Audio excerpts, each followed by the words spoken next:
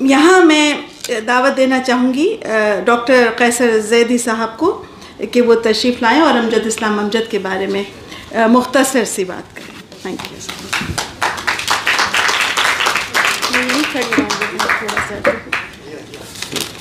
پتہ نہیں سب کہاں کچھ لالو گل میں نمایاں ہو گئیں، سب کہاں کچھ لالو گل میں نمایاں ہو گئیں، خاک میں کیا صورتیں ہوں گی کہ پنہا ہو گئیں.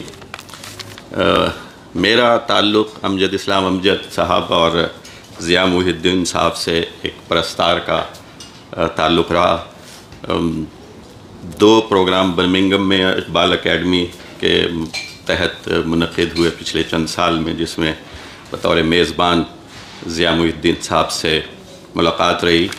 امجد اسلام امجد صاحب سے میری پہلی ملاقات اس وقت ہوئی جب میں 20s کے اراؤنڈ ان کے، وہ اس وقت ڈائریکٹر تھے اردو سائنس بورڈ کے، تو اپنی کتاب پر ایک تقریر لکھوانے میں ان کے پاس جا پہنچا اور ان کی پھر وسیع القلبی کا قائل ہوا. اس کے بعد تعلق رہا اور برٹش پاکستانی سائیکیٹرسٹ ایسوسی ایشن کے زیر اہتمام کچھ مشاعرے، عالمی مشاعرے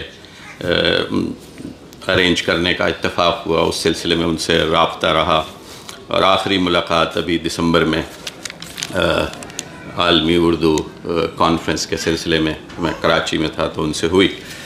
تو ان دونوں شخصیات کے بارے میں یہ عرض کرنا چاہوں گا کہ ایک کے پاس آواز تھی تو دوسرے کے پاس الفاظ. آواز اور الفاظ ہم وزن بھی ہیں اور ہم رتبہ بھی، ہم نصیب بھی ہیں اور ہم ضمیر بھی، ہم قدم بھی ہیں اور ہم سفر بھی. آواز الفاظ سے جدا نہیں ہو سکتی اور الفاظ آواز سے علیحدہ نہیں کیے جا سکتے. آواز کا اتار چڑھاؤ، پچ، والیوم، ٹون، پوزس، رفتار، ان سب کا تعلق احساس سے ہے.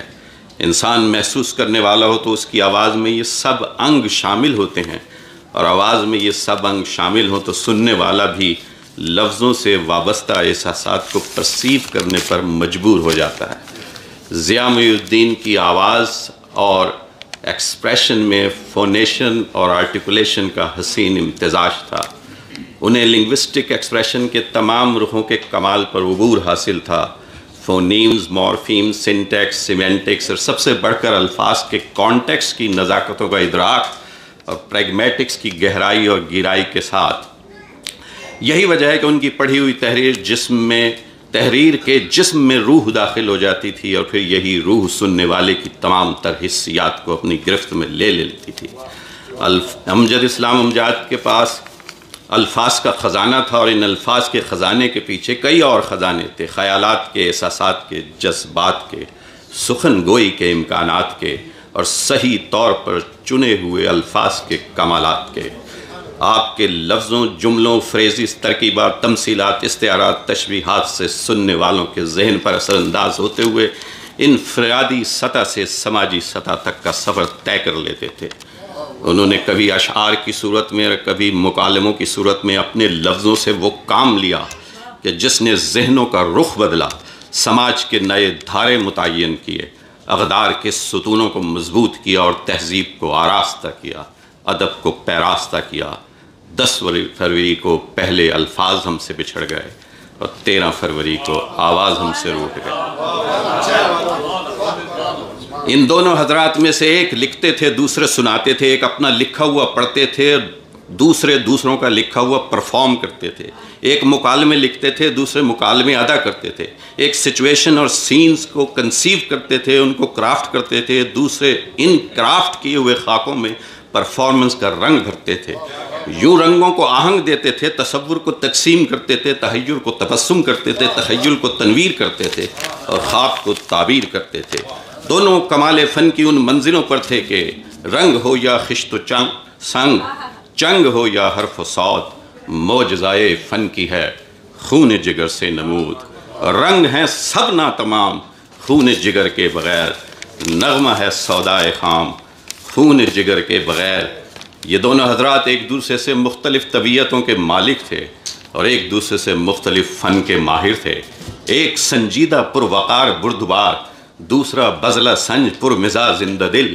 ایک رکھ رکھاؤ والا وزادار، دوسرا سادہ مزاج قلندرانہ طبیعت، ایک شائستہ دوسرا شگفتہ، ایک جاذب نظر دوسرا جانے محفل، ایک دلوں کو اپنی طرف کھینچنے والا دوسرا دلوں کو جیت لینے والا، ایک خواص کا افتخار دوسرا وہ جن کے عوام پرستار، ایک مجلسی ایک عوامی، لیکن دونوں نابغہ روزگار تھے، شاہکار تھے، شاندار تھے، اپنے اپنے فن کے تاجدار تھے، دونوں منفرد تھے، دونوں باکمال تھے، دونوں صاحب جمال تھے، دونوں بے مثال تھے، دونوں چارہ تھے، دونوں صاحب نظر تھے، دونوں دانشور تھے، دونوں جادوگر تھے، جو لوگوں کے دل و دماغ پر اپنی اپنی منفرد شخصیت اور صلاحیتوں کا جادو کر دیتے تھے۔